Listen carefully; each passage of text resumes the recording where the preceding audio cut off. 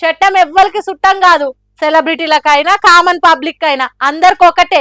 ఆ ముచ్చట Icon Star Allu Arjun case వేయంగా మళ్ళోసారి వస్తుంది. రూల్స్ అందరికి ఒకటే అని నిరూపించేటట్టు ఇదివరకే ఓ రోజు జైల్లో కూడా ఉండవలసి వచ్చింది బన్నీ. ఇప్పుడు ఇగో ఇట్లా కోర్టుకు రావాల్సిందే అని ఆర్డర్ వచ్చే వరకల్లా ఈ కేసులో కొత్త వార్తలు గీ తీర్లిని వస్తున్నాయి. ఇప్పుడు తగ్గేదేలే అన్న పుష్ప డైలాగ్నే మళ్ళా అల్లు అర్జున్ కే చెప్పుకుంటా రూల్స్ ముచ్చట్ల మేం కూడా తగ్గేదేలే, సప్పుడు చేయక కోర్టుకు రావయ్యా అని ఆర్డర్లు వచ్చినాయట.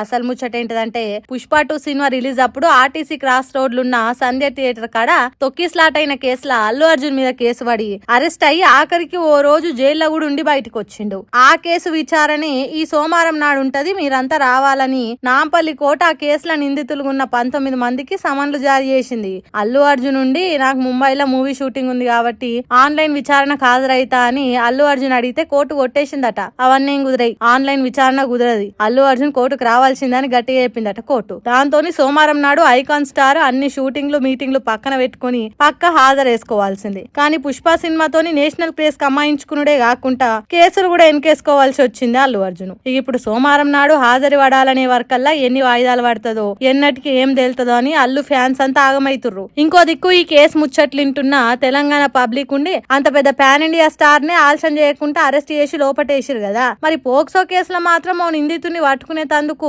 ఎందుకు 9 రోజులు దొరకలేదు అనుకుంటా ఆలస్యం చేసిర్రు. చట్టం అందరికి సమానమే అన్నప్పుడు లీడర్ల కొడుకులకి, సినిమా స్టార్లకు, కామన్ పబ్లిక్ కు అందరికి ఒకటే కదా అనుకుంటా కామెంట్లు వేస్తున్నారు సోషల్ మీడియాలో. చూడాలిగా సోమవారం నాడు అల్లు అర్జున్ కేసులో కోర్టు ఏం చెప్తుంది, ఏం కథ అనేది.